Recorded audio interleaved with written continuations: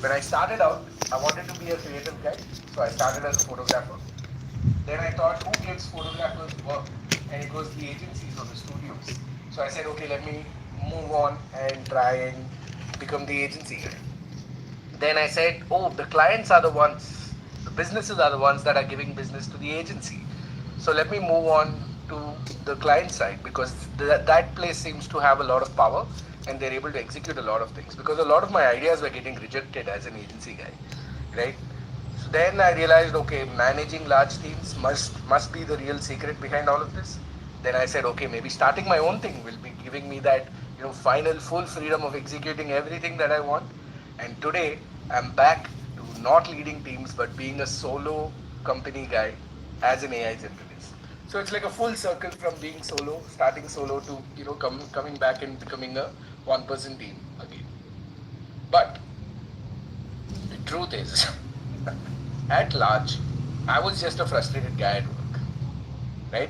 And to be real, my days, my weeks, or my years, depending on what timeline you pick, they kind of felt like this, right? Morning I was excited, afternoon my boss would come and reject my idea, so I got frustrated. Morning I was excited, afternoon my developers would come and say, hey, this sprint is full, I cannot take your feature in, and I'd get frustrated. So there was a constant frustration, about, hey, I want to do this, but something or the other gets in my way. It could be people, it could be processes, it could be things, right? And I'm sure all of you have felt this way. And I used to feel this way a lot because I like ideas, right? And I'm sure there's a lot of people out there who want to do some great things. Whenever you get blocked, you get frustrated, right? So that is one of the core reasons why I have managed to become an AI journalist. You need that frustration, right? You need to channelize that frustration because AI now really enables you to be beyond what your core skill set is or what your core area of expertise is, right? Let me show you how it looks. Back in the day when I was a generalist, I would do a little bit of research. I would learn a little bit of analytics and data. I was always good at content. I learned growth. I learned CRM. I learned writing. I even had to learn user experience because all of these are essential for marketing and but then once the AI tools and models came into the fore, right, it started feeling like everything is in 80% instead of a 20%. So that same T-shaped structure now looks like a big lock, right? And I said, let's flip the bird to the corporate system and let's try and do all of it and let's see where we end up, right? And I can say that so far in the last 3 years now of running this practice, it's been going well. It's been turning out that this is the best way to stay on top of what is happening in the AI world because every single day there's a new update. All right. On that note, we'll keep doing these fun little color polls every once in a while. I'd want to know what the room is at. What color is the room? Is it a yellow? Is it an orange? Pick green if you're a generalist and pick maroon or red if you're a specialist. And I just want to understand this because some of the demos that we'll take, we can kind of switch real time depending on how the room is feeling. Lots of greens. I noticed this as a trend. There are more generalists than specialists in the world. But all those specialists, can I have you represent in the chat? How many of you have spent 5 years or more in that same field and really deeply know about that particular field? There you go. I can see the reds coming in the chat. Amazing. Right? The good news is that irrespective of which side of the spectrum you are in, you will end up having the ability to move towards the other. Which means if you're a specialist, there's no better time in the world than today to become a generalist. And if you're a generalist, you can pick one vertical that you like or that you need, and then you can go really deep and become a specialist in that, right? And I've experienced both sides of the coin, and that's why I say it with confidence. Now, Friends, listen if to you the come out to podcast that practically we are what is been discussing happening with in the last 6 artificial months of being an intelligence. AI generalist, been able to build a few very important things for me. The first one is a 2% startup called as Legality AI, and this is built on top of AI, built with the help of AI, but it helps solve a Whoever complex wants problem to of see the anyone that is live, moving money from just outside let me know. I the will country try to into share the link in right. the So it, chat. it plays in the space of foreign exchange, and it is a very complex space. A lot of people get a lot of penalties, and legality tries to protect them from that. The second one, Funny already mentioned this, is called buildwithrb.com, and this is my consultancy business. And I'm able to scale this up purely and purely as a one-person team because I have AI helping me. The third one is a space of passion for me, a space of community for me. I got diagnosed with ADHD 3 years ago, and I realized that I'm one of those people who has a system to figure out certain things. So I thought I need to share this with the community. I ended up building an iOS app Hope everybody which is gives you enjoying the shortcuts, Apple podcast. shortcuts that help you, manage that condition better. And Whoever it's is been a enjoying the fantastic experience podcast, because across these three, I've been able to just connect say with so hi. many builders. And at the end of the day, I feel like AI gives you all this opportunity because you end up working and meeting more people. So it actually makes you more human, as ironic as that sounds. Now, in short, I've been cooking, and I hope that you could borrow a thing or two from that journey.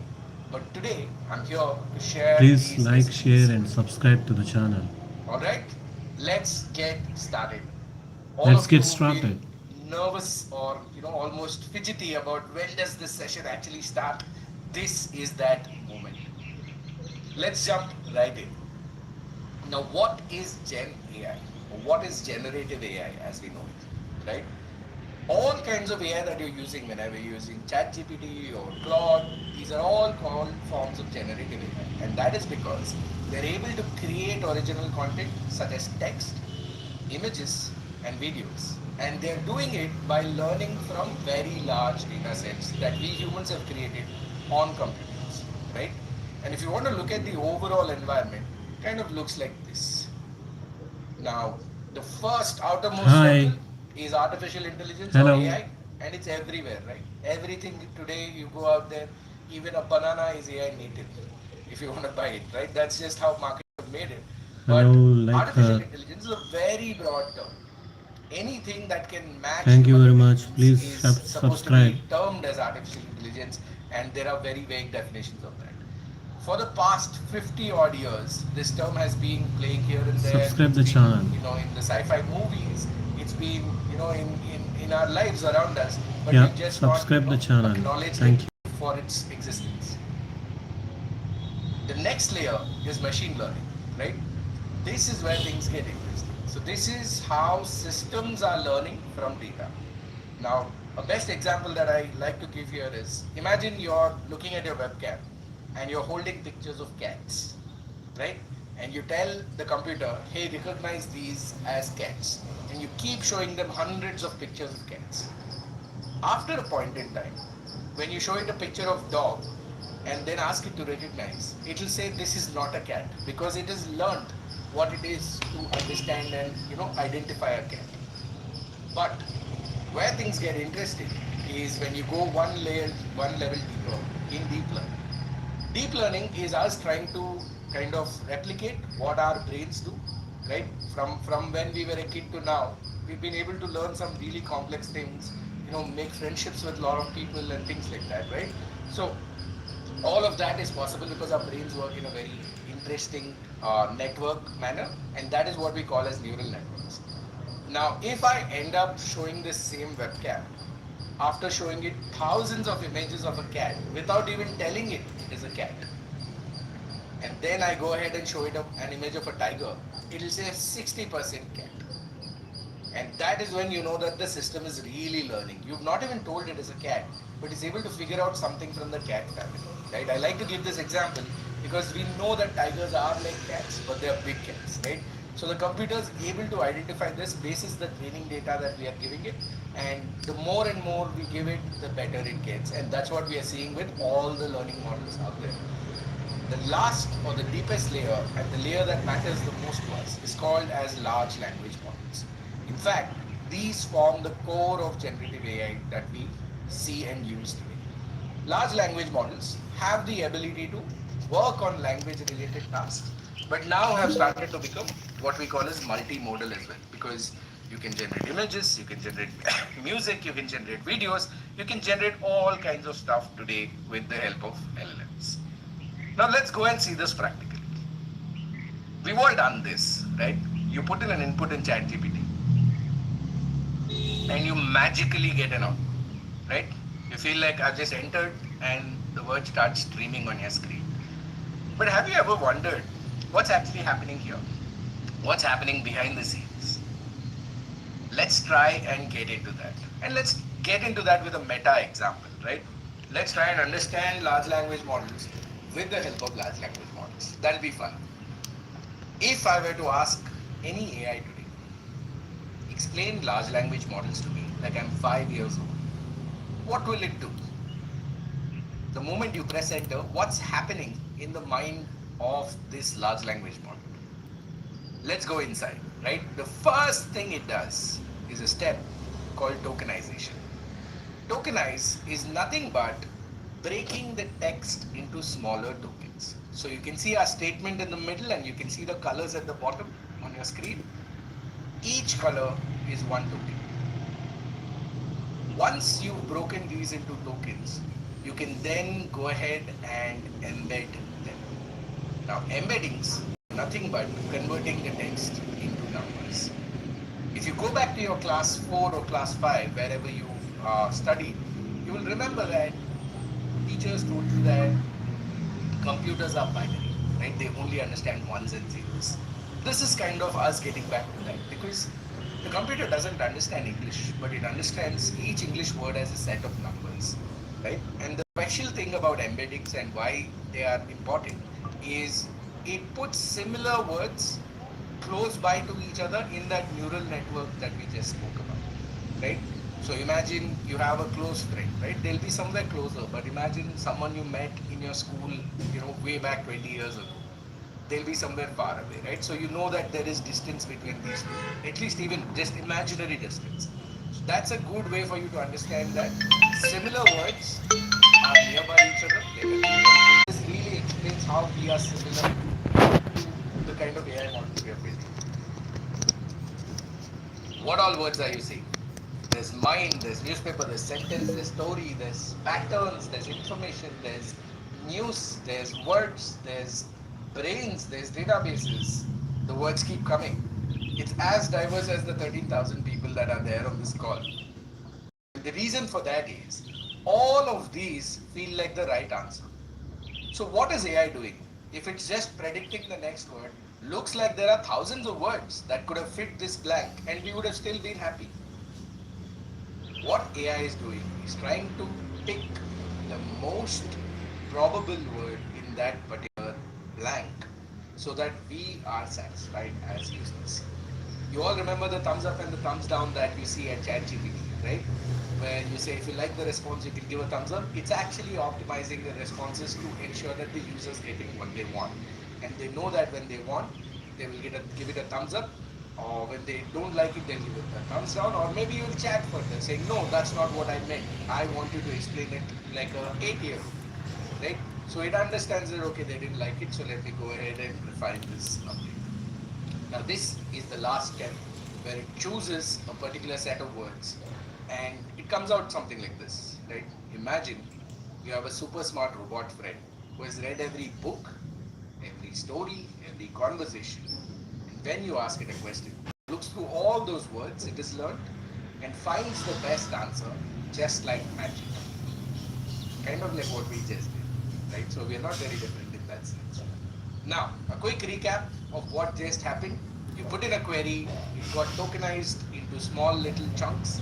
Those chunks were embedded and converted into numbers. And those numbers then go through a very complex mechanism called as the transformer. And in the transformer, it understands what to pay attention to. Then it goes into prediction of what words should come after one another. And lastly, it decides saying, okay, I think this is the best sequence of words that the user will like. So let me go ahead and put it in front of the user. Fairly simple.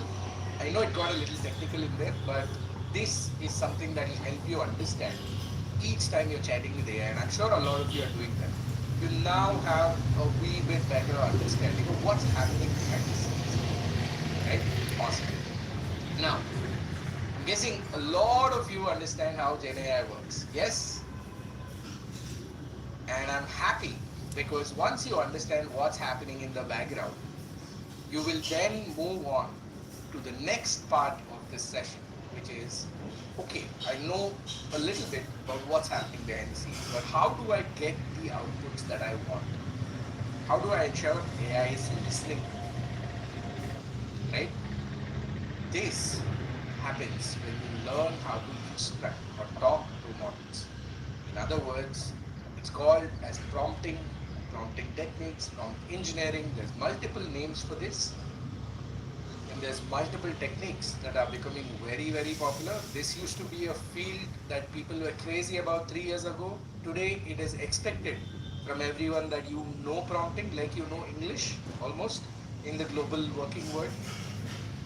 I want to share with you one prompt structure instead of sharing 60 odd methods that I've learned. I want to share one that will get started in terms of getting outputs that you really enjoy, right? And at Outskill we call it the magic prompt formula. Now we'll do it again with something super meta, right? The use case that I want to cover is a workshop like this. Today we have more than 10,000 people here. But what if I want to go ahead and write an email to get 10,000 more people for the upcoming week and get more people into that workshop?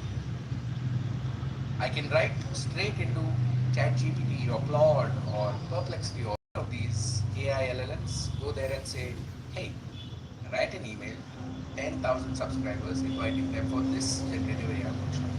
So it won't understand what this is. It won't understand who your audience is.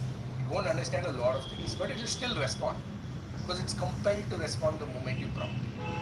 But if you were to structure your prompt into something like this, right? It looks like an email itself. It's long, but once you get familiar with it, this is the way you start thinking. Every good prompt is broken into a role, a task, instructions, and data. Right? Now, if you were to break that down, you're basically saying, hey, you are an experienced email copywriter who's written for brands like Ogilvy. The task is write a launch email for a new workshop of Outskill of generative AI. Write an email inviting people who have signed up for workshops with Vaibhav Sisipti, who's the founder. Instruction is make the copy over the top fun and designed to resonate with an audience of 25-year-olds figuring their way around ChatGPT, which is a lot of us, right? And the data says include a review from someone who said that the session is a no-brainer for everyone, right? Now, when you break it down into this format, you have a very, very high chance of success. Now, each time you are learning to prompt for a particular use case, you want to ensure that you are using this prompting style. But how would you do that? Right? Let me show you a quick way for that. So I'm going to actually grab my screenshotting tool. As you can see, I'm going to just say this is the prompt and this is how lazy we are getting nowadays, right? So I've just captured that and I go to any of these AI tools, say I go to Gemini for the moment and I paste this in the chat and I say using the attached prompt structure, go ahead and give me a prompt for writing a super personalized cold email for my startup Regality AI. My goal is to raise funds. I want you to think as a super experienced pitch writer and fundraiser. That is the persona or the role I want you to take.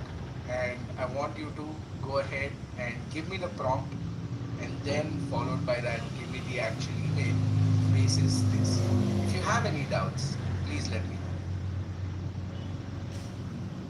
I just set that into the microphone and my prompt is ready. Is give it 5 seconds and you will see that it's already started drafting the prompt, which is our answer. So I've literally screenshotted a good prompt and said, give me the prompt in this style. There you go. It says, hey, you're a super experienced pitch writer and a fundraiser who successfully helped early stage AI startups raise seed and series A rounds. Write a highly personalized, compelling cold email to an angel investor. Make the copy punchy, confident, and founder to founder. Very nice, right? You can see this. It's already gotten my context. It says Uber's scaling playbook. because I talk a lot about work. Let's pick that up from my memory. Then it says legality AI is about cross-border compliance. I didn't even tell it what the company is about, but it's able to understand this because it has access to the web. It would have gone ahead and checked the website. It would have gone ahead and checked the memory. But this structure has now become replicable because I can take this part of the prompt and I can go to another Claude, for example. Just paste this here and click on enter, and immediately I will be getting a new email, super structured, very, very personalized for my use case. Let's give it a moment, and in the meanwhile, we'll go back to appreciating the email that Gemini gave. There you go. So it says, I know your inbox packed, but I'd love to share what we're building. Are you open to a quick 15-minute chat next Tuesday or Wednesday? Super actionable, right? I would have probably taken 30 minutes just because of how heavy this email is. Now let's go back. Okay, look at this. Claude has in fact gone ahead and given me two different angles. Do you want to write as an operator or do you want to write as an investor, right? And it then picked up use scale, Uber's chaos. This is the same problem, different country. And there you go. It gives me, wow. It's now asking me directly, do I want to send this via email by just giving, right? So of course, these different tools have different benefits, but the goal for us is to not just marry to one tool, but understand at large how can I use AI to get my stuff done, right? So that was us writing a super personalized, literally just grabbing a screenshot from this particular prompt that Vaibhav has written, and we suddenly have his way of structuring the prompts available for this.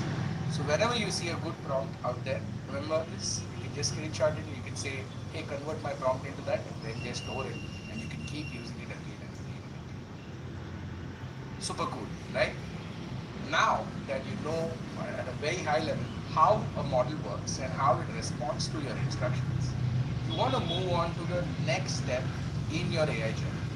You began with understanding a little bit of how AI works. You now know, oh, if I structure my prompts well, I will get very good quality outputs.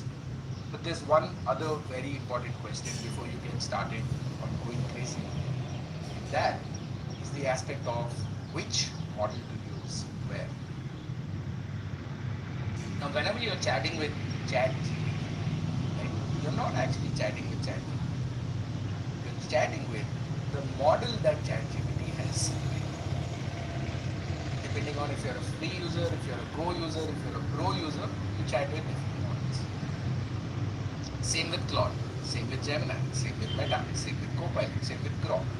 All these were built by some very large companies.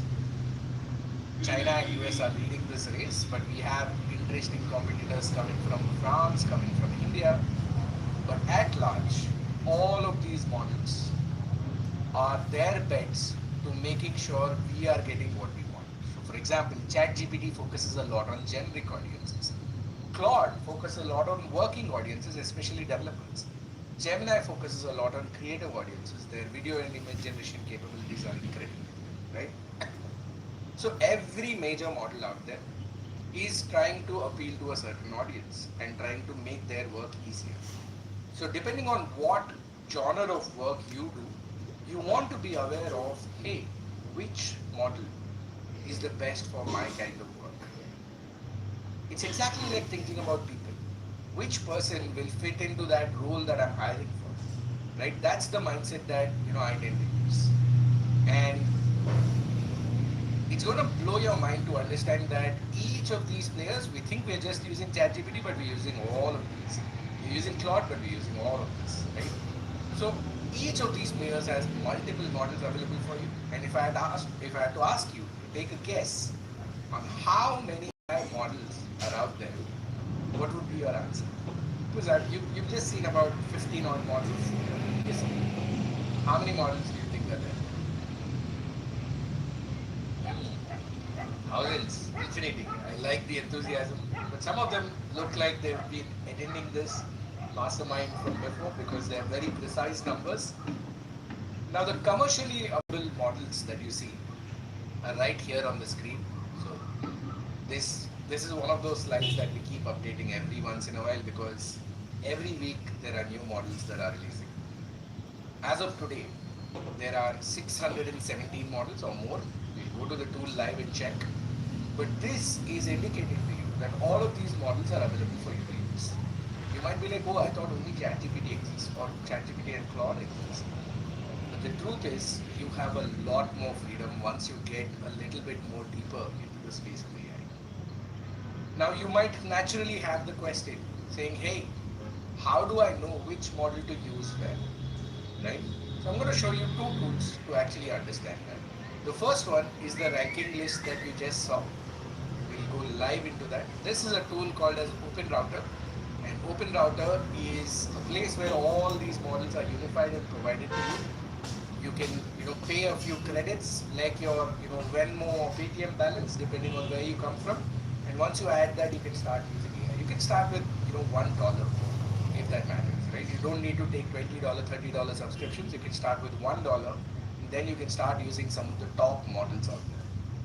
Now in Open Router, in this rankings page, there's something interesting that happens. Yes, there's a general leaderboard. Yes, there's a market share. But what I want you to focus on is the aspect of categories. Now categories is where you can go by what department or vertical you work in, right? And you can decide, okay, what do I do now? I'm someone that is interested in how is AI, which AI models are doing well in finance. So I just go ahead and click on finance, and you will see some models that you probably didn't expect, right? So even though Gemini 3 is out there, Gemini 2.5 Flash is the most used finance model. Then there is Claude Sonnet 4. Then there is, even older models out there. If I move to health, you'll see that Claude has come up to the top. Oh no, it's refreshed. Gemini 3 Flash is come up to the top. Quen, which is a Chinese model, makes it at rank 2. And some of these models might be like, oh, hey, what are these names? I've never even seen them. That's okay, right? Because there's so many models out there that are incredibly good, and you just have to figure out what is the right model for myself. Now I can choose marketing for all those people coming from marketing, and you'll see that this ranking is again changing. And there's a Hunter Alpha that has come up this week. You've not even heard of this. But if 17.7 billion tokens or 10% of the world's usage is happening on this particular model, you might be curious as a marketer, saying, hey, how do I get to know whether this model works really well for me, right? So it's very important for you to have a bet saying, okay, I'm going to try these top 3 models. I'm going to try and see if they give me better outputs, and if they do, I'm going to finalize it. This is exactly like your hiring process, right?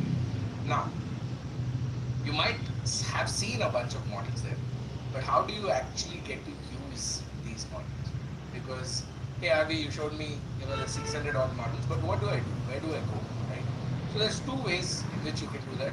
One is obviously Open Router has its own chat, and for free you can test some of these models. So you can do flagship models, reasoning models, coding models, or role play models.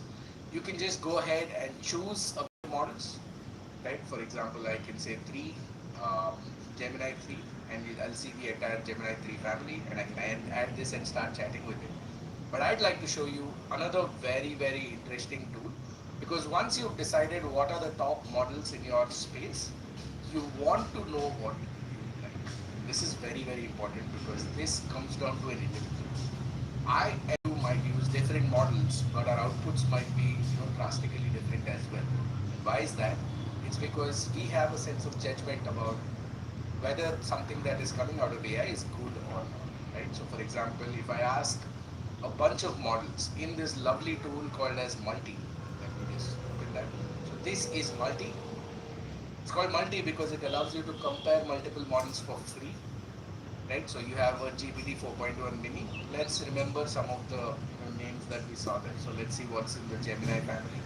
Okay, we have Gemini 2.5 Flash, that was doing fantastic on marketing. So let's do that. Let me also maybe pick a Chinese model. So I'm going to see what DeepSeek is coming up with. We have the V3 and the V3.1. These are good models again. Now I'm doing this naturally because I've spent a lot of time with these models, and I want all of you to also do the same so that you know what is it that you do. Now I can just come here and give all of them the same prompt, hey, can you write a poem about how um, everyone is interested in learning AI, but at the same time, AI is changing every day, so it's becoming impossible to actually learn. I'm sure a lot of you will relate to that thought, right? So I'm gonna just send, and you can see that all three models have been hit at the same time, right? And all three of them have given you an output. And this is super fascinating, right? Because you are now not married to just ChatGPT. You're chatting with ChatGPT, with Google, and with DeepSeek in just one interface. And then the way Multi's model works is they expect you to give it feedback. So it can go back and tell these companies that, we've seen someone who's written a poetry prompt and they say that they prefer GPT-4. Say if you want to if you like this, we go ahead and click on this thumbs up or this thumbs up, and we are giving it feedback. Now, this is where I said you have to figure out what you like. So you go through these and you say, oh, this is a 4-line poem, this is a 2-line poem, this is a 4-line poem. Say you are looking for a 2-line poem, right? You would prefer this response. I'll go and say I prefer this response. It's accurate, it's stylish, it's insightful, it's well written. I needed a 2-line poem and it figured that out. Right? You say that, send feedback, and the feedback's good. That ways, with the help of Multi, you're basically getting to a point where you can chat with your favorite models until you figure out which is your top model, and that is going to keep changing depending on which department or which vertical that you work in. For marketing, there's one. For finance, there's one. For health, there's one. You name it, they have a model for that particular vertical. Now, moving on, there's one model that everyone needs to know because it's the most powerful. And it's just been over a year since this has come into the world. And this type of model is called as the reasoning model. Now, reasoning models have the ability to imitate or mimic chains of thought that humans have. Right? Say, for example, I want to plan a party. Immediately, in my mind, there's a bunch of thoughts that come up, right? Let's do this exercise. All of you try and think, okay, today's a nice Saturday. Let me plan a party tonight at my home, or should it be outside? Right? You can see how there's a new thought that came right there. Oh, I don't know if I want to do it at home. I don't know if I want to do it outside. If I want to spend money, I want to go outside and listen to some good music. If I want to just stay at home and make it a chill party, maybe I'll just invite some of my friends over and we'll watch movies and stuff like that. Now, our human brain just keeps on making these connections, right? You'll be like, oh, who do I invite? What for food? How do we do the cleaning? How do I, order stuff? All of this is what we call as chains of thoughts because they just form naturally, right? They just form like one after the other. You have the output of the first thought and the input that becomes the input for the second thought. And that is an example of a chain. And reasoning models have this ability to operate in a chain. Every major company that we just saw in that previous slide has their own version of thinking or reasoning models. You can see that OpenAI has them, Google has them, DeepSeek has them, XAI has them. But the magic of this is not actually fun when it is explained, but it's actually fun when you start playing with it. Shall we? Let's go ahead and play with one. I'm going to take that same example that I've talked about until now, right? Awesome. I love the energy in the chat. Thank you, folks. Now let's go ahead and try and plan this party that we were talking about. Let's say you were throwing a party at a home or an event. You don't know if you want to do an event at office or you don't know if you want to do a party at home. You're confused, right? You want to reason it out. Ideally, you talk with your spouse or your friend saying, hey guys, what do we do today? But what if I told you AI can be a great partner for something like this, right? And you want to also invite these people, right? So let's try and figure how we will do this. I'm going to jump into my models again. So let me go ahead and pick a Gemini for this. And I'm going to say, now this is interesting, right? Gemini by default chose the fast model, and from today you will start noticing this drop down. You will be like, oh, there are multiple models. I don't want the fast model because I want to actually plan this party properly, right? So let me go ahead and choose the Pro model. So in the Gemini 3 family, there's fast, there's thinking, and there's Pro. We might use the thinking or the Pro model for a task where we don't have the full clarity of what to do. So let me go ahead and use maybe the thinking model first, and let's see what it comes. Hey Gemini, I feel a little stressed, and it's Saturday, and I feel like I want to host a party, go to a party. I'm not really sure, but I know I want to have fun. I might want to do a home party, a lazy, watch the movie in pajamas kind. Or maybe I want to invite a few people from office and do a nice, diner in a nice restaurant where we have live music. I'm not really sure, honestly. So can you be my thinking partner in planning this party? Give me two completely contrasting things. Consider everything that would make a party great and give me the list of all those parameters and how they would be for these respective parties. Can you do that for me?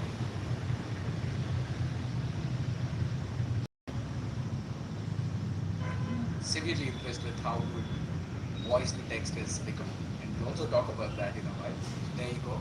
It says, I am planning weekend fun. This is the chain of thought, right? And then it goes ahead and says, sounds like you have had a heavy week with reality. Look at how smart these models are. It just realized we wrote an email about reality. And the kids caught in between needing a total system reboot, all the scary pedigree of personalization I'm starting to see. So it says, I have two party themes for you. One is a lo-fi sanction and the other is a high fidelity social. And then it gives you a comparison of two types of parties. Now help me pick, guys. Help me pick in the chat. I see some suggestions about let's have the party at the beach. That's an interesting idea. But I live in Hyderabad. There's no beach for the next 5 kilometers from where I live.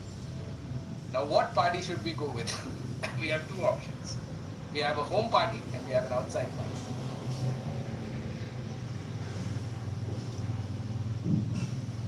Okay, lots of people for home party. Looks like everyone's in the work from home mode. Alright, let's go with that. So it says the lo-fi sanctuary, it's ultra chill, it's strictly comfy, intimate, food and drink, and entertainment and kid logistics. Everything it is able to kind of figure out. Right?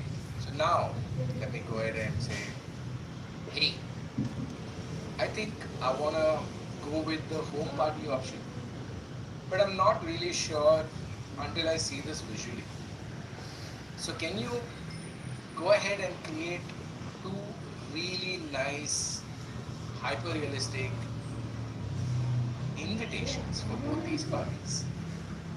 Because once I see the visual invites, maybe I'll be in a better position to decide. Right? I do that, and this is interesting here because if we were planning a party, the old method of this would be, hey, I have a friend who can do some design on Canva or Photoshop, and call them and say, hey, can you do a quick invite for me? It's a small job, I'll pay you for that. Or it's a small job, please do this for me as a favor. Right? They would do something like that. But the new method is that if you have an idea of how cool that party has to be, you can actually use AI to generate that. So let's go back here and ask it to do that. You can see that in the tools, there's a create image. Every major model now has the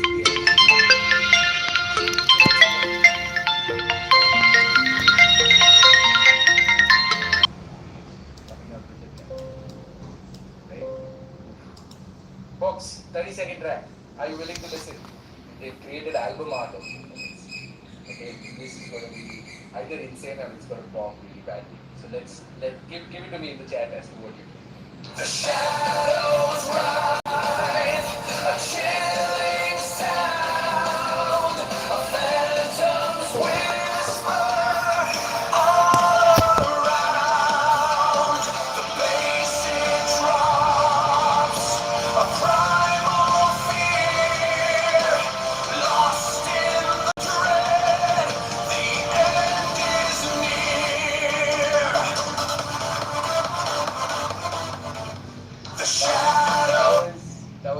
seconds, it just gave you a sample. But I'm seeing some comments about, hey, this looks a little more cheerful, right? This looks like it's going ahead and uh, not actually following the instructions that we want, right? And this is why I like specialist tools, right? So for the next couple of minutes, let's see what Suno's come up. And wow, what timing! Suno's actually ready. Should we play the second one? You can use the next 2.5 minutes as your break as well. Just have your headphones on or your speakers on.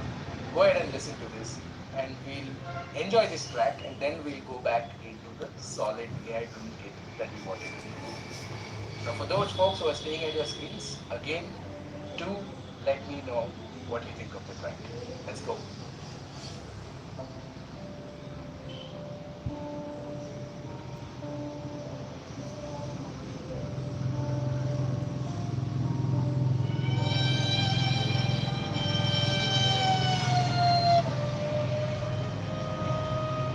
That's creepy as The shadows breathe against the cold white wall. 1,000 whispers echoing down the hall. The clock strikes 13. The air begins to freeze. We're dancing with the ghosts and the memories. Can you hear the static? Can you feel the stare? Something's in the corner. Something's in the air. Hold your breath and wait for the light to die. There's no place left for you.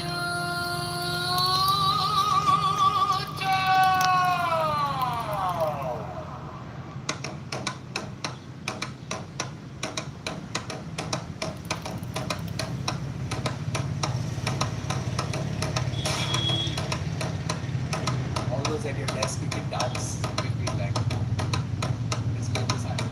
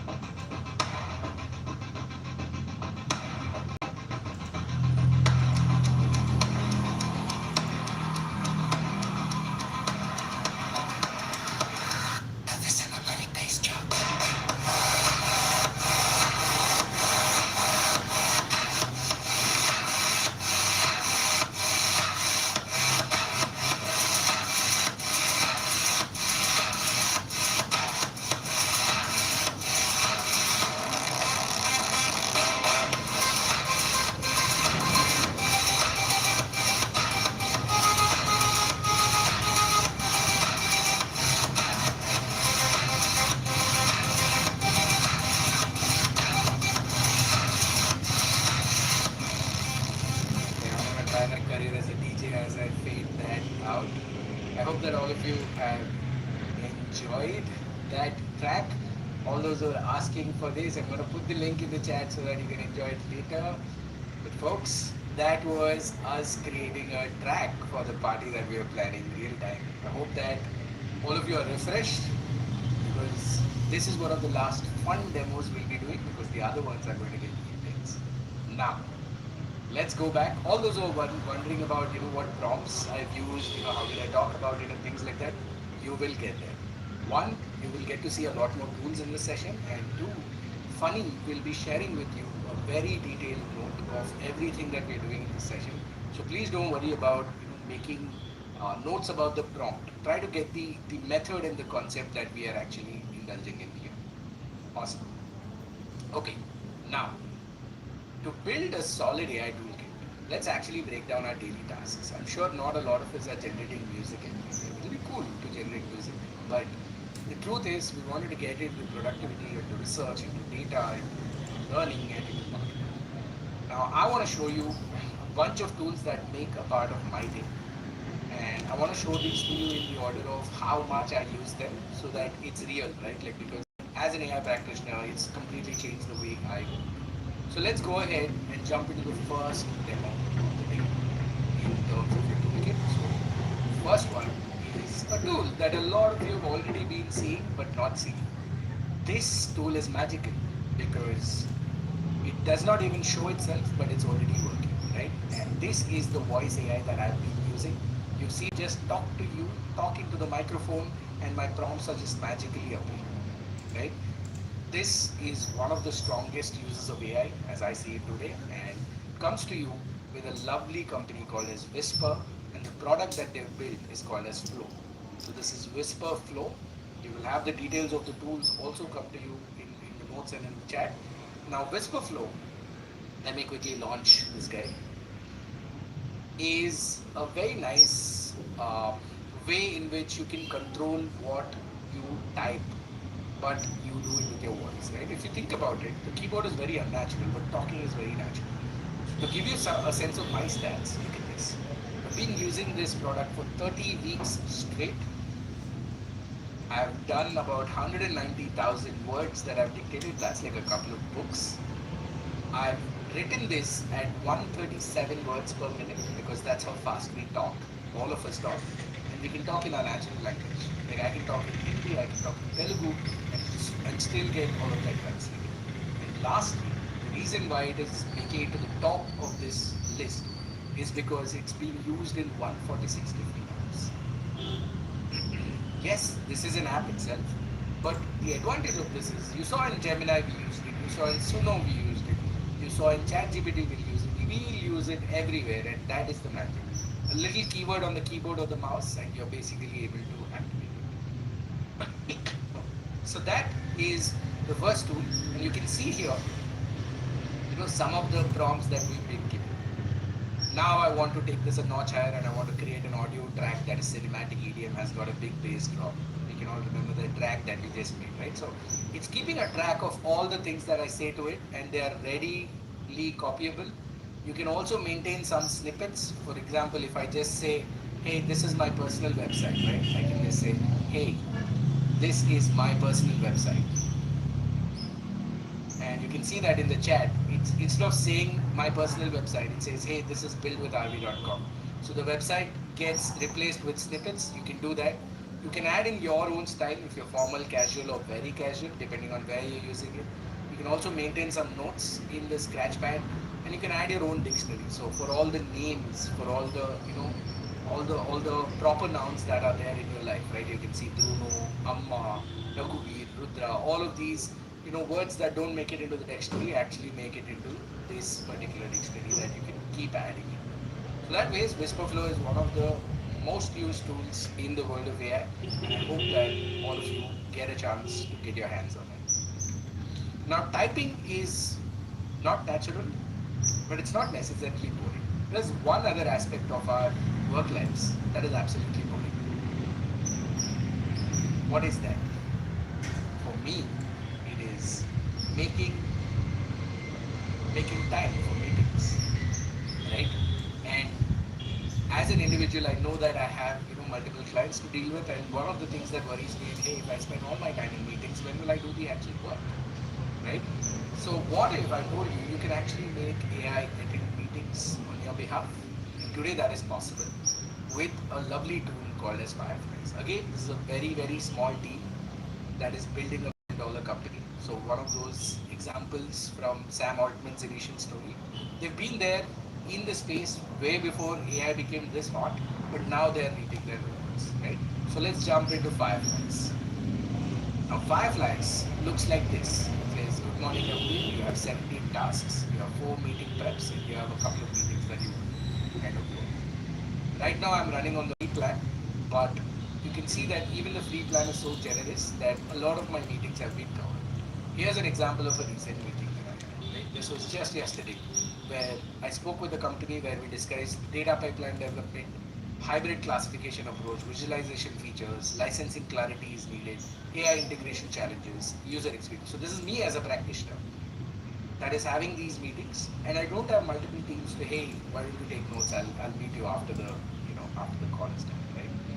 All of that is kind of not there for people who are wanting to expand their bandwidth, expand their capabilities. Now here you can see that I can just go to Ask Fred, and I can say, hey, I want to write an email to follow up with the client. can you give me a list of all the things that the client was responsible for?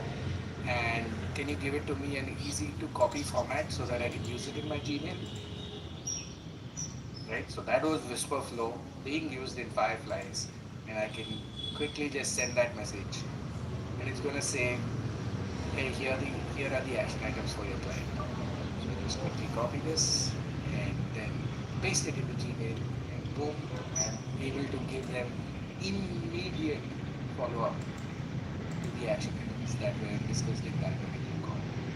How do I make it join a meeting? So I can go ahead and say that, hey, you have to join meetings along with me. I can give it access to my calendar. So when you go to meetings, you can see that it has access to my calendar, and it's able to kind of naturally know what are the meetings that are available. But I can basically make it join any meeting, whether that's happening on Zoom, whether that's happening on Teams, whether it's happening on Meet, irrespective of what major platform your meetings are. You can now actually go ahead and give Fireflies access to your meetings, and it's going to attend to those exactly like a teammate would, an executive assistant, right? So that was our second tool of the day, and that is fireflies.game. Now the third one, this one's a favorite of mine because I think this is the most generous free tool that is available out there. And this comes from none other than Google, the stable of Google that has been releasing some amazing products. What if you want to chat with a YouTube video, right? Or you want to just learn faster? The solution to that today is a replacement to what used to be our notebooks. While I still have my written notebook, but I write very few impactful things there. The majority of the consumption, like for most of us, is happening on devices, right? So Notebook LM allows you to go ahead and get deep into any topic. And let me show you a few of my notebooks, right? If I can quickly navigate Notebook LM, let me just find that. Here we go. So here's Notebook LM. And you can see that there's a bunch of featured notebooks. So if you want to learn about William Shakespeare, you can jump right in just to get a demo. There's an archive 1945, everything that happened in that year, you can research about that. But here's what I'm interested about, right? I'm interested about AI. So I have a few topics about AI. So there's one called retrieval augmented generation. There's mastering AI prompts. A lot of you have been asking about prompts, so maybe we should jump into this. There's also day after AGI, which is debating the future of intelligence. Let me go into this, right? Now the beauty is I've given it a few sessions and links. So on the left, this pane is called as sources, so I can keep adding new sources, right? For example, I just go to Google and say, hey, YouTube video on prompting techniques in 2026. So I get this video, open that. Most people are using ChatGPT. And I quickly copied the link. All I need to do is click on add sources, click on websites, and paste the link here. That video that we just found, right? You just click on insert, and in less than 30 seconds, there you go. It's already being processed. Right? And now you can say, if I were to use one new prompting technique randomly, can you pick one that you like and share it with me from everything that you know? Such a fascinating way to learn, right? It now becomes, how do you want to break down your knowledge? How do you want to ensure that you are actually getting the best of your knowledge, right? So in the center is the chat, and in the right is studios. Now studio can do audio, can do slide decks, can do video, can do a bunch of things, right? You can just literally click on all of these and it will make them ready for you, right? So while some of these might not be really immediate, because again, generating video, generating audio will take a lot of time. You can see that the tasks are lined up here. One of the things that I've already done and I would like to show you is the mind map. And we've added a new source, but I'm a very visual learner, right? So instead of reading those big PDFs and slide decks, instead of going through 40 minutes of YouTube video, if I had a lecturer come to me and tell me, hey, today we're going to learn advanced prompting techniques, and we'll go through foundations, we'll do some co-prompting, we'll do frameworks, we'll do self-correction, and we'll do specific style of prompting. I would be like, okay, this is just 5 things, very easy. Now let's go deeper. Boom, let's go even deeper. There you go. So as a visual learner, covering multiple topics, branch by branch, makes me feel like, hey, this is not very large. I can do this, right?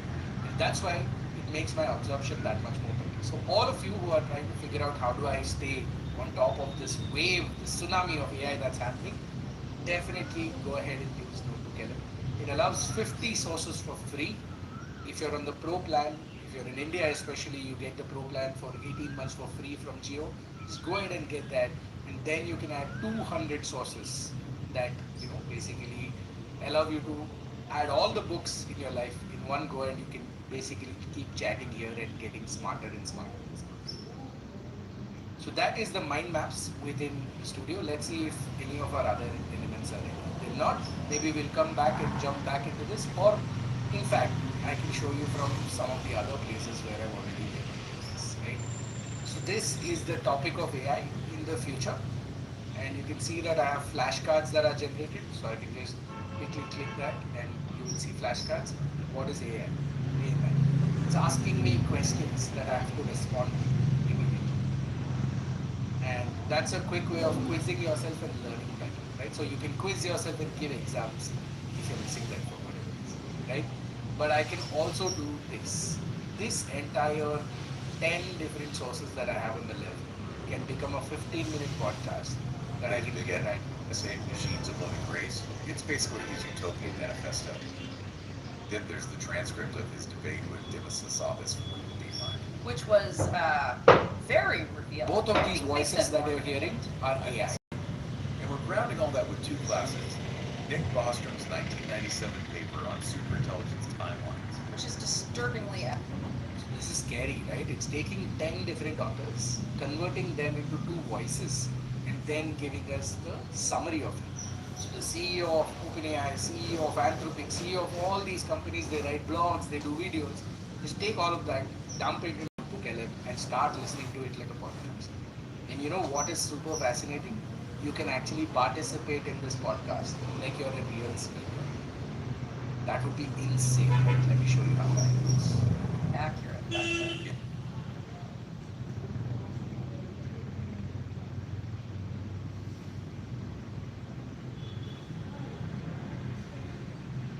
Okay, so let's start with it. Oh, hey, I think our listeners got something to say. Hey, so while you're talking about the apocalypse, I do think I stand on the utopian side. So let's see what happens. Yeah, And I think that AI can make a real dent in all the problems that we are facing as humans today. That's the direction that it's going. I don't see all this pessimism and this negativity that comes with, hey, AI is going to take over everything. I think it'll be a great tool like most other technologies. that is a wonderful, absolutely critical point. Thank you for jumping in with that. You're touching on why people like Dario Amodei focus on the risks. Okay, let's unpack this. He says he focuses on risks because they're the only thing standing in the way. Standing in the way of what? A fundamentally positive future. A future. Folks, I just want to give you all a moment to realize what just happened. We had 10 different articles, couple of YouTube videos, get converted from all that would have taken 20-30 hours into a 15-minute podcast. Not just that, you could join that podcast and chat with artificial people, right? You're basically making your conversations with artificial intelligence by giving in your words, and it's taking that as input and then responding back to you. How incredible is it that we get to learn in a time like this? So if you're here to learn, let me just tell you, it's one of the most exciting tools out there. It's called Notebook LM. Please go get your hands on that. Awesome. I hope that you enjoyed that demo. Now, let's go ahead and go into some even more serious use cases. And when I say serious, you know what my currency is? My currency is, can I save time? Can I save time by, if it used to take me 1 hour, will it take me 10 minutes? If it used to take me 10 minutes, will it take me 1 minute? Let me show you one of those tasks that used to take me 6 months. But today, I'm able to do it in maybe a few minutes. And the tool of choice for me for this is none other than Perplexity. But if you don't have Perplexity or if you've not tried it yet, remember that this same thing can be achieved with Gemini Deep Research as well as ChatGPT Deep Research. All you need to do is enable that functionality. Like how we enabled video generation and image generation, you are basically trying to enable one more feature called as deep research. So let me jump into Perplexity for the next one. Alright, I have it right here.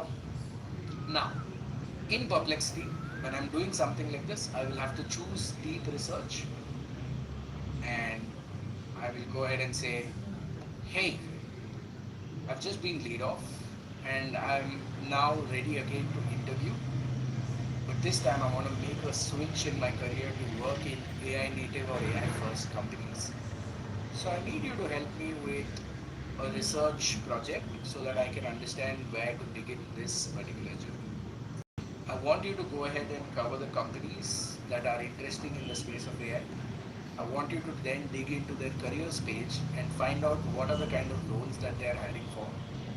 I want you to then go ahead and give me a nice curriculum or plan that I can use to learn and prepare for these interviews. I also want you to do a study on the culture that is there at these companies because culture is very important to me. And I want to ensure I'm joining an interesting space, but I also want to ensure I don't want to be in a toxic space. I'm sure I'm smoking the mind of a lot of people out there when I say this, but I do that into whisper flow, large prompt, let me go ahead and hit something. But what's interesting is Perplexity will actually do this by generating real-time agents that will search on your behalf. So you can see this. It says, hey, I'm retrieving your previous career preferences and culture priorities to tailor AI's native past career focus, preferred work culture, target roles, AI companies. Then it comes back and says, hey, I have a few questions for you. Which role track are you most interested in AI first companies? So I'll say, hey, I think I like the product manager. So I'm going to choose that. What company stage are you targeting currently? I'm done with early stage startups, so maybe I'll go with the Series A to C. Interesting that it also recommends this. It's becoming my strategic hiring advisor.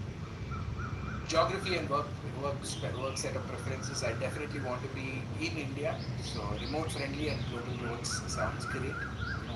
Great if I can get paid in dollars while spending in rupees. Right, that's always amazing. How would you like me to deliver this research? A report, slides, app, or a spreadsheet? Now we are just getting pampered for chilies. I'm gonna say just give me a report and then go ahead and do this. So it's gonna go ahead and try and dig into top startups, AI native companies, AI product manager roles, searching on your behalf, and it searches really fast. Right? In fact, at the end of the day, it's going to tell you how many sources it is covered, and you will be kind of shocked because how much it is going to get done in a few minutes. Now we're going to move back to the slide deck because by the time it looks like it's already generated the report. I thought we'll give it some time, but looks like it's ready. Let's go ahead and see what it's coming with. So it says this is your journey to breaking into AI for startups as an AI product manager. The executive summary is there are some big names out there, and there are some other names that I've also listed down. Core model and AI platform layers, AI native application companies, India and global remote AI startups. So it's taken in all my considerations. It says these are your companies, these are the categories, this is the example roles, and these are your notes for you if you want to just try and understand in one line what that means. Then it goes into individual companies and tells you what is available in their careers page. Right? Then jumps into Perplexity, Mistral, Cohere, Writer, lot of those AI tools. And then it tells what is this rule exactly. So if I'm a complete noob, I don't know what AI product managers do compared to product managers. I'm going to read all of this and understand this whole thing. Then it says culture patterns in AI first companies. Mission intensity and safety focus. So Anthropic and Safe Superintelligence are good at that. Autonomy, ownership, and flat structures. So not a lot of corporate, focus stuff that is there. Intensity, speed, and burnout risk is there because of course they are fast-moving startups. Values and interpersonal norms, and then how to evaluate color and avoid toxic environments. It's giving me advice on that, right? And lastly, it gives me my own curriculum to land an AI tool, clarify what you want to be, strengthen your AI product literacy, reinforce analytics and experimentation basics, build and ship a couple of portfolio projects, practice evaluation and monitoring, explore developer and platform surfaces, interview specific product sense and case practice, metrics and analytical questions, technical and research collaboration, and it goes on. Now it'll get a little overwhelming because of how much detail it's done in a couple of minutes, right? So you can see that anything that needs a deep thought, anything that needs a lot of knowledge, you're able to do that with the help of deep research, right? And like I told you, if you jump to a Gemini, you can press this and you'll find deep research right here. You also find it available in ChatGPT and in other tools that you want to be using in the AI world. So that was us trying to get maybe a few hours of work done in a couple of minutes. And depending on the size of your research product, you will probably do 6 months of work in a week. Right? You will do a week's work in a day, a day's work in a few minutes. And that's the world that we are in. Now let's say that this AI PM role that we just prepared for, we do the good yards, we do the reading, we do the hard work. But now it's time for the interview. What if I told you that you can actually use AI to help you prepare for the interview as well? And this time, you're not just talking to AI, AI is actually responding back to you. And this is happening as a voice conversation. That'll be insane, right? So let me go back to Perplexity and I'm gonna maybe give it a follow-up prompt, right? By saying, okay, I want to prepare for the AI PM role. What do you think I should do to rehearse this particular interview? Give it to me as a prompt that I can read out to a voice-based AI. Give it to me in 3 short lines.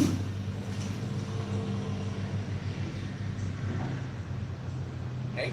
So now we are using it, use its research, and then get deeper into preparing for this. Okay. So it says, act as a senior hiring manager at a top AI startup interviewing me for AI PM role. Focus on LLMs in agents and ask realistic questions. Ask me about understanding metrics and behavioral stories. That's a nice nudge. Maybe I can go to ChatGPT for this. We've not opened the hero until we open ChatGPT.com. And these little buttons on the right get ignored a lot. One of them is dictate, which allows you to do what WhisperFlow does. You talk to it and it types the prompt. The other one is actually called as use voice. And not a lot of people end up using this. It's super powerful. Let me show you. Hi there, can you hear me? Hey, yep, I can hear you loud and clear. What's up?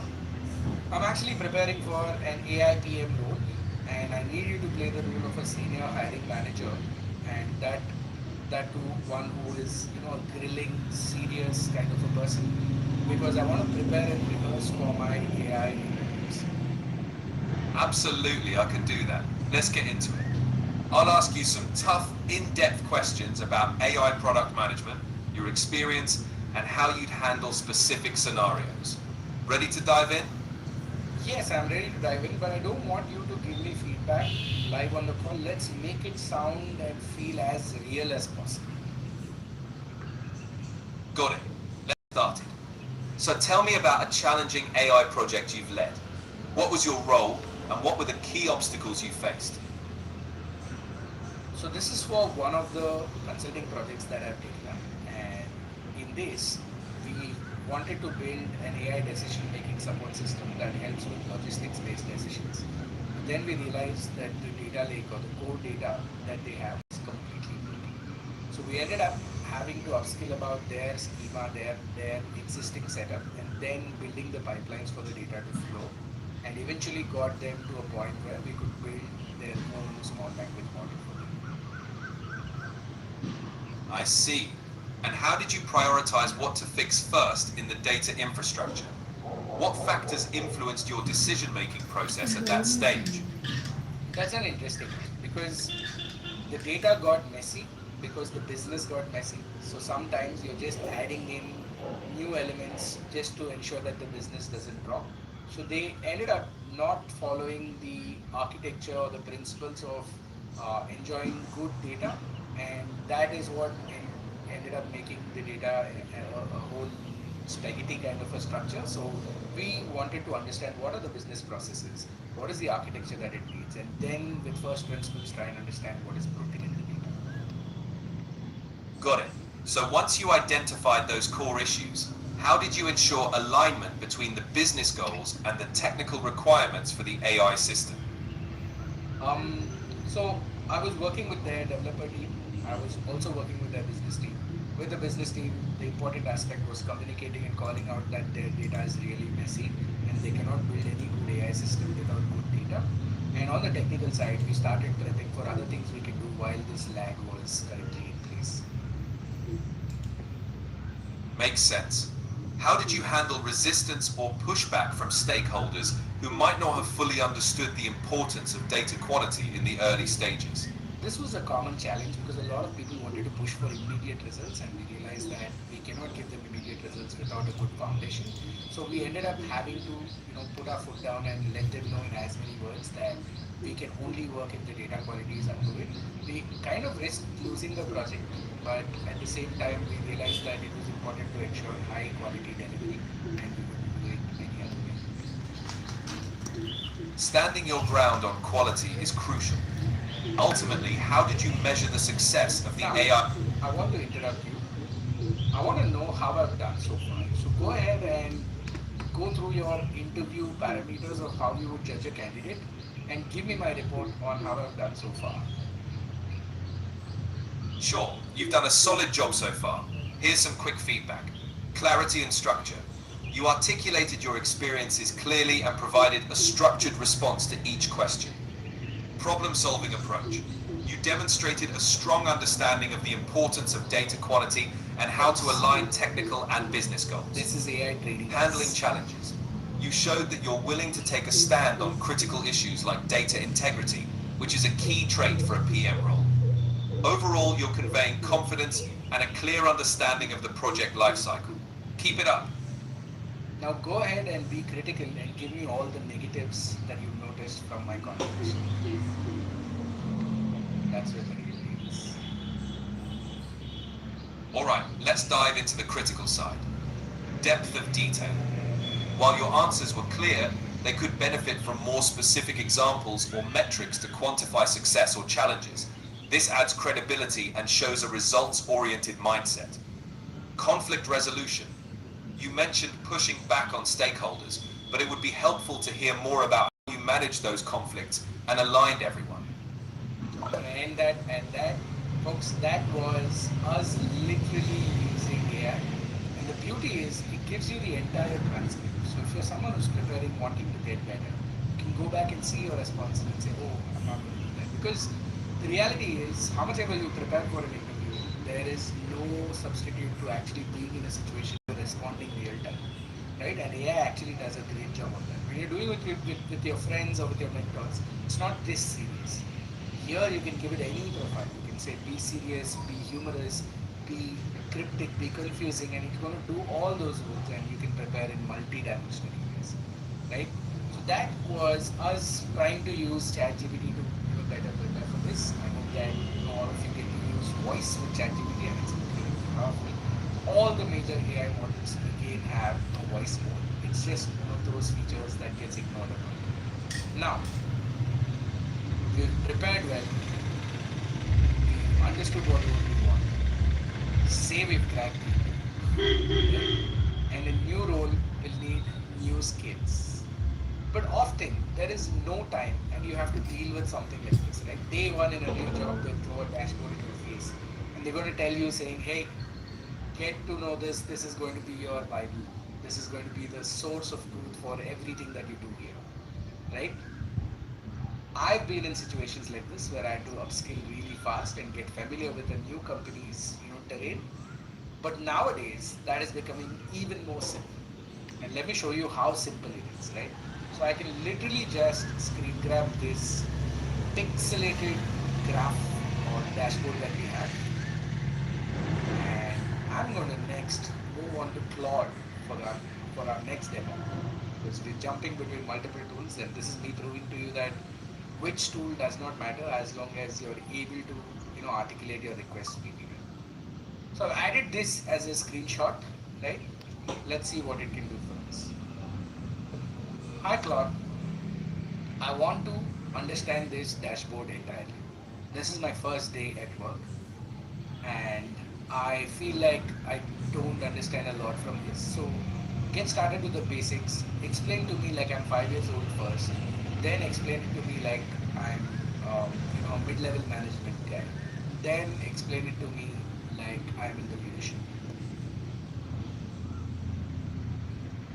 Right? Quick, lazy prompt like that, and Claude will get started. And soon we will have our response. Give it a couple of more seconds. There you go. Here's a full breakdown like you're 5 years old. The dashboard is a scoreboard for money. It answers, do we have more money coming in than going out? How fast is money moving? Are we winning or losing? The big numbers at the top. So at the top, right here. It says 6.6 million are owed to us. 1.6 million we owe.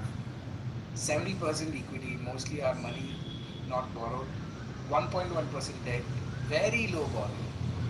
Your days sales outstanding and days sales incoming 10 days, inventory clears very fast and customers pay you very slowly. We also delay our payments. So 7 days you're getting in the money, but 28 days you're making your payments, which means a lot of days money is in your bank, right? And beautifully explained, right? Then it goes ahead and does this at a mid-level management. And we've also asked it for like a leadership level, and it's going to do that as well, right? In a very quick screen grab, you could unlock massive amounts of value, and it's like having a coach for yourself if you know how to talk, right? So now it's doing like a leader. In fact, I can go ahead and say, hey, I have a meeting with my CEO in 6 hours. I'm in the product and marketing team. Can you give me top 3 talking points that I have to raise with him, discuss with him when I go for this meeting? Can be used for meeting prep as well, and it is going to be very good for starting these things. You don't have to use all of this access, but you know that revenue growth is constantly reduced. So it's calling out things that are not very obvious, that are not direct, that would take you time. Collections are fast, but cash is still tight in the middle of the year. The cost structure is scaling with revenue. Right? So all macro level questions that you would talk with the CEO, and then with explanations that go. Right? So that was us taking a complex dashboard like this, just screen grabbing it, putting it into Claude, asking it the right questions, and then you're taking it out completely. What I want to call out at this moment is the ability to think and ask questions has become more important than actually knowing the particular skill. If you can ask the right questions to a data analyst, then you don't need to be a data analyst. Because AI can really help you get through those skills that have repetitive steps. Right? Now, while this is scary if you're a data person, you must understand that you're on the top of this curve and you can actually use Claude to make even more complex things than what you were already doing. So use AI as a stepping stone. Go ahead and look beyond rather than being threatened by it. Right?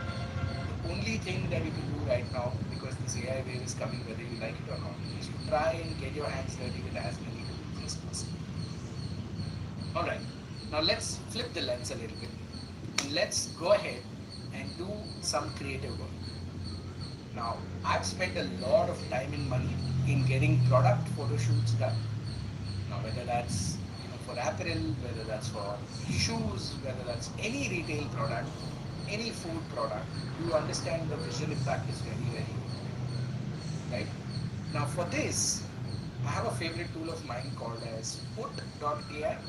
This is an incredible tool because it actually really helps you with understanding all the ways in which creative teams work. So it's not just one tool. Let me jump real quick into that so that you see what all it can do. So you can see that it has a background remover, it has a replacer, it has an object replacer, it it has an object remover, it has a generator fill. The tools list is just money. So this is one of those tools that can replace like multiple creative tools in your stack.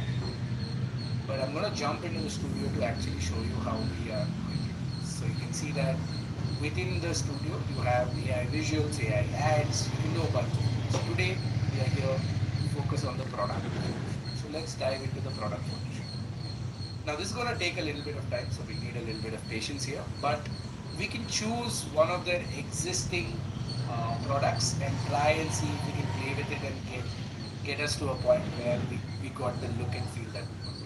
So there's a shoe, there's a bottle, there's a bag, there's a few examples that we can actually take from here.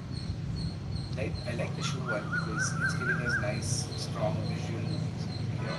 But let's see if we can pick one of the other ones. Let's just give it a moment. Sometimes these tools tend to get buggy when a lot of people are using it. So folks, if you're using it live on the call, please wait until the end of this session so that we don't crash the entire. Okay, seems like it's good. Let's give it 20 more seconds. While it's loading, let me just go back here and show you. So they have image manipulation, they have text and art, they have editing and enhancement, and they have right? So a lot of very, very interesting stuff. And if you're planning with AI tools in your creative, you can actually get multiple outputs from one, one tool that is there. Right? So let's wait for the image to load. Say you're planning one photo shoot, it's equal to planning like 4 or 5 photo shoots if you're able to actually utilize all the AI tools that are available.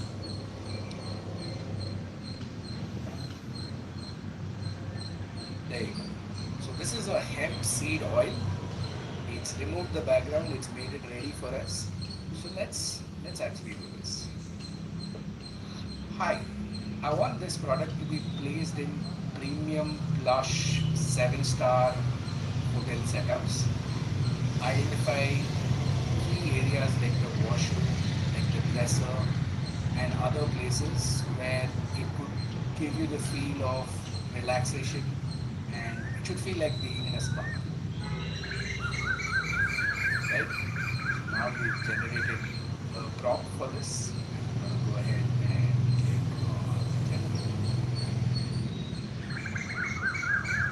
on all those people who are working in e-commerce, in B2C, you will notice that, getting the right lighting, getting the right, product look and feel.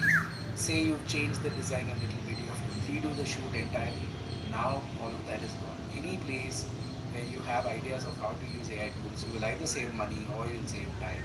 So ensure that you're getting your hands on this.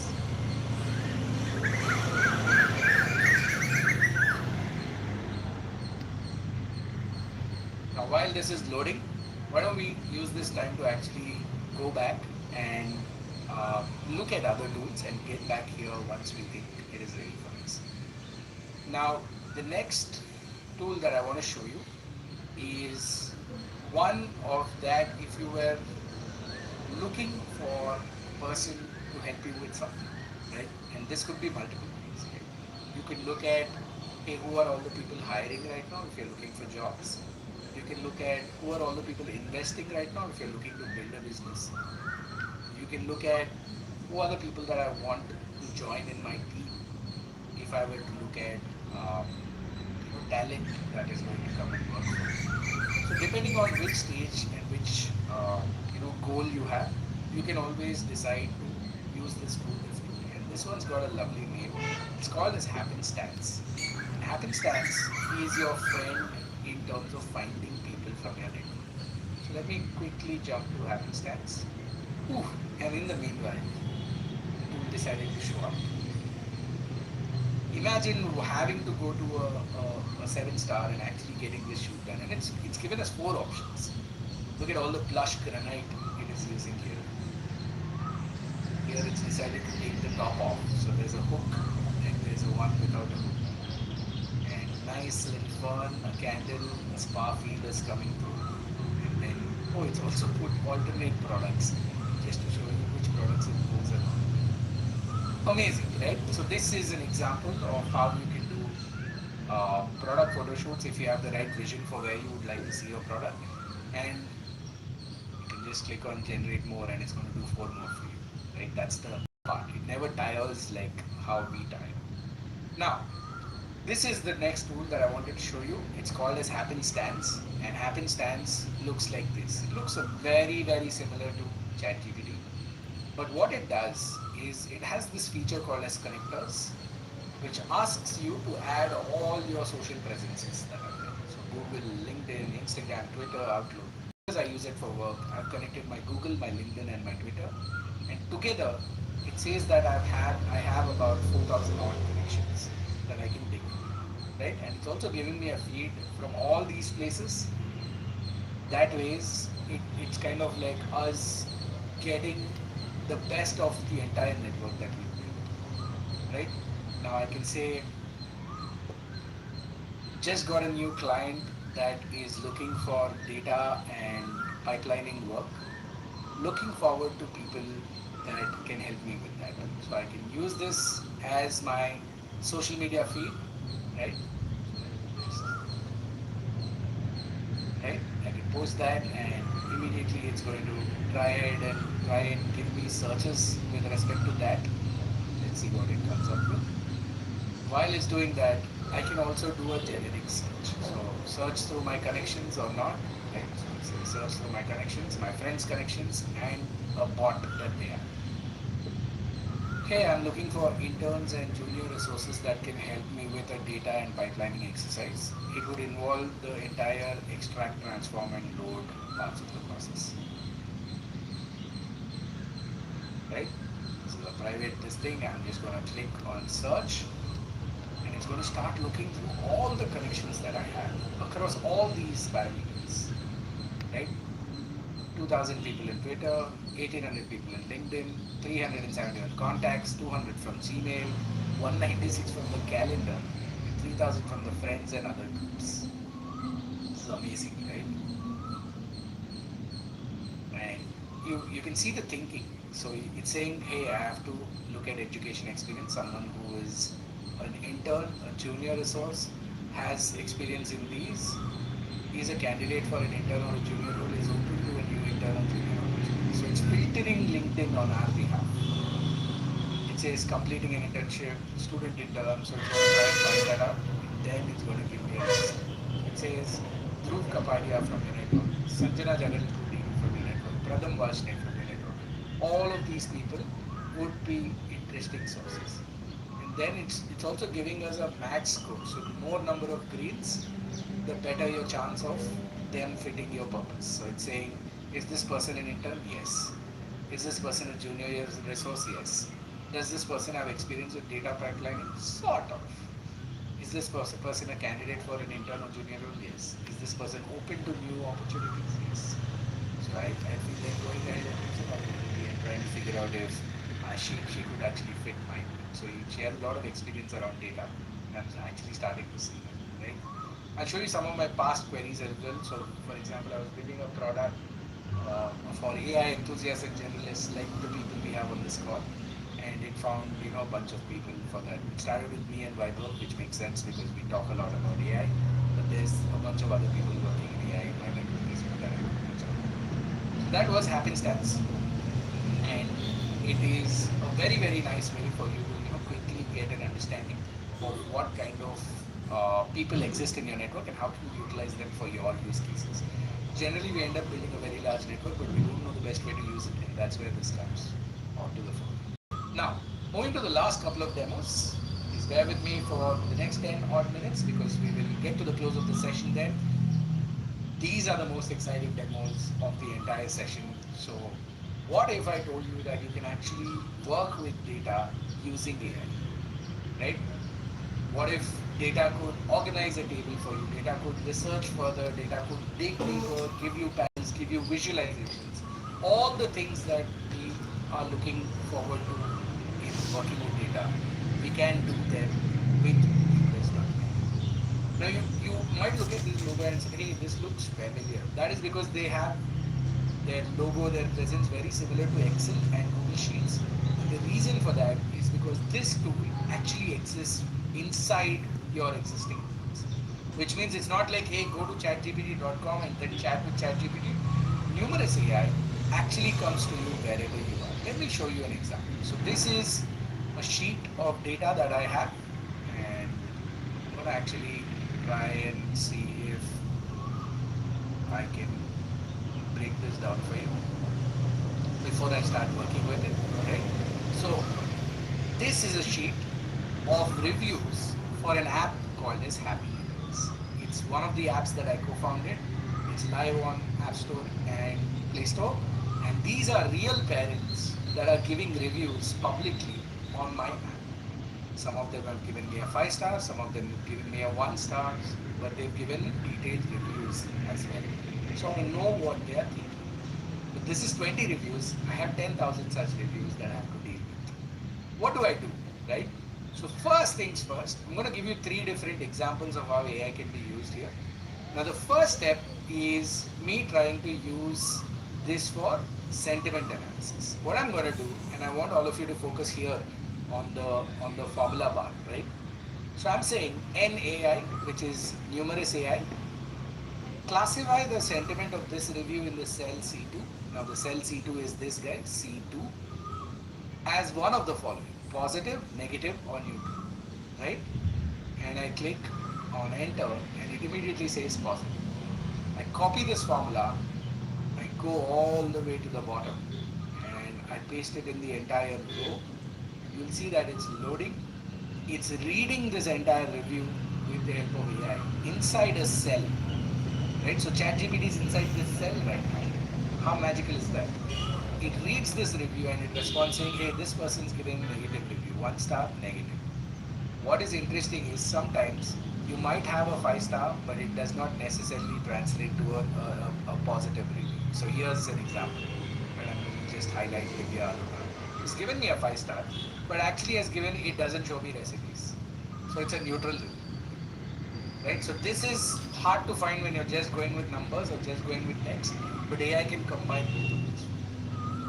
Now what if I told you I want to respond to all of these moms that have responded, but I want to give them unique responses to their particular reviews. Now this is why I say AI actually makes you more human if you use it right. Again, let's focus on the formula bar here. So I say write a 1-liner reply for this review that is again in the cell C2. Ensure that it speaks like the most kindest person in the world. I can convert the kindest into, say, let's for the sake of fun call this the most sarcastic person in the world. Wow, who knew feeding a tiny human could be so complicated? Thank goodness for Happy Eaters, because clearly choosing between chicken nuggets and mac and cheese was just too much to it. Like full of sass. Now, I'm not a sassy brand because my brand is a happy brand. So I say happy. Let's see what it is. Happy Eaters has transformed meal time into a joyful adventure for both my daughter and my me. It's going to be a game changer for busy moms. But this is more like a review than a reply, so I have to ensure that it changes. So I'm going to say kind person in the world. I want to say review in C2, so all of that is in place. So let's see. Thank you for sharing your wonderful experience. It's hard for me to hear how happy it is made meal planning joyful adventure. Usually, when you go and review, you get thank you for your review. That's a repetitive review. Now, I can literally just drag this guy all the way to the bottom, wait for 5 seconds, and all of these cells will be populated with custom replies. Hey, we are so sorry to hear about the trouble you're having. Thank you so much for your heartwarming words. Thank you so much for your feedback. Thank you so much for your kind words. You know, every response is different, right? This is it. And the last aspect, this is very, very exciting for me because I'm a product guy. I want to know what product feature or what aspect of the product actually prompted them to give me a review, because giving a review is a very high touch action. They must have felt really strongly about it. So there you go, back to the formula bar. Guess the product feature that prompted the user to write this review and write them in the reviews in the cells again the same. So Wheel planning is a product feature that the first parent liked, but I can just again drag this all the way to the bottom, and this becomes a strategic exercise now because I'm looking into what part of my app actually gets people interested. So there's wheel planning. This person had internet connectivity issues. People like the fridge feature, so we have a very lovely feature where you click a picture of your fridge and it's going to tell you what you can cook with that. Some people are not liking the invasive advertising, so I'm going to hold this, put it in Michelin, and I'm going to call it out to my business team and developers. Right? There you go. So very, very quickly, I've been able to break down and understand what are the features that are important. So meal planning seems to be a recurring theme, and so does the fridge feature. So these two seem to be working, and we should be kind of done. Right?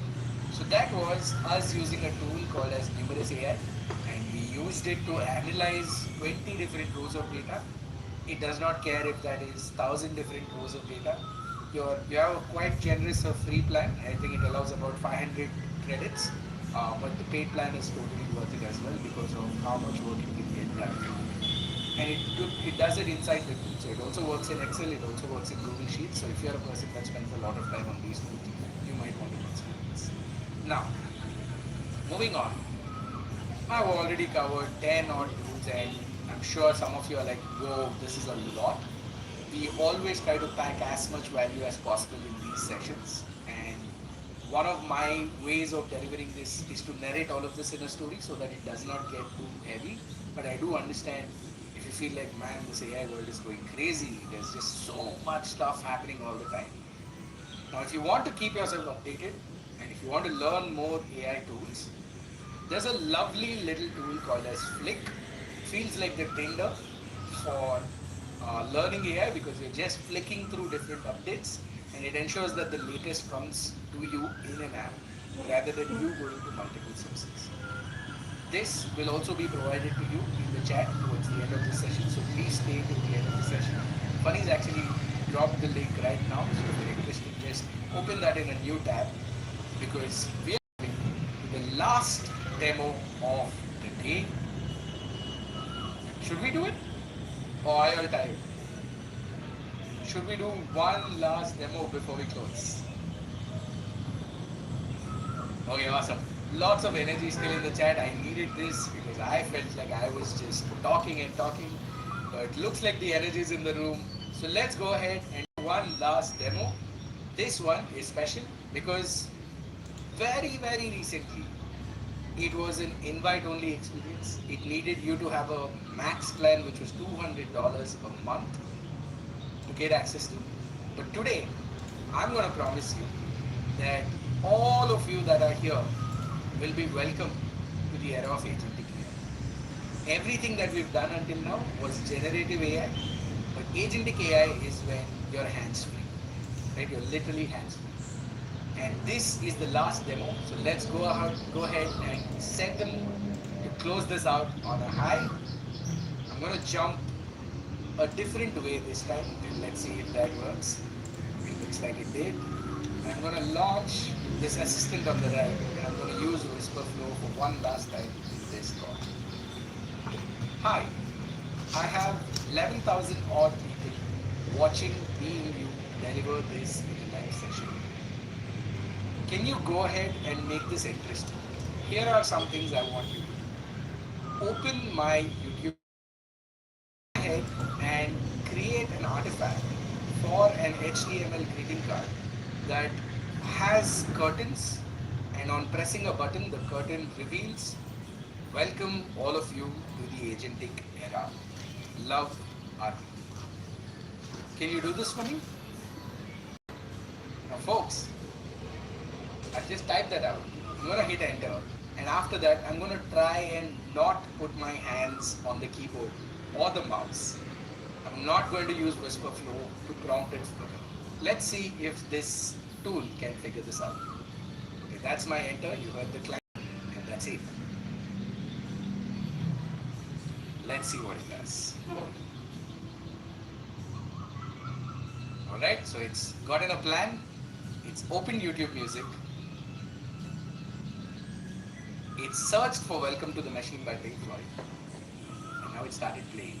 And this is the point where I will probably stop doing the commentary on the screen and watch the magic unfold.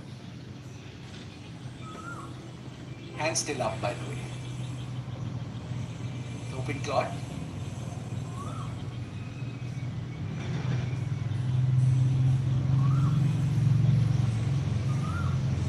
Hands still up. Not doing anything. Let's see what it does.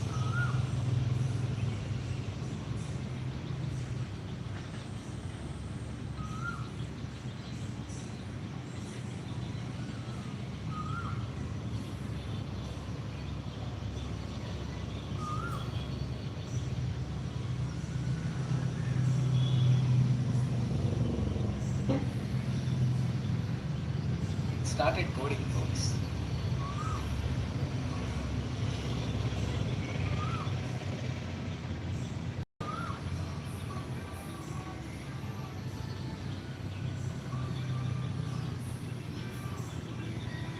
Literally everyone, welcome to the machine.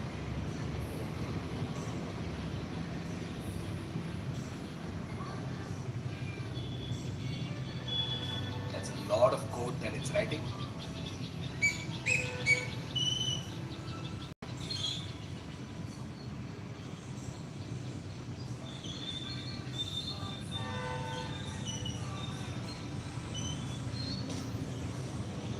I just wish, Raghuveer, if we were able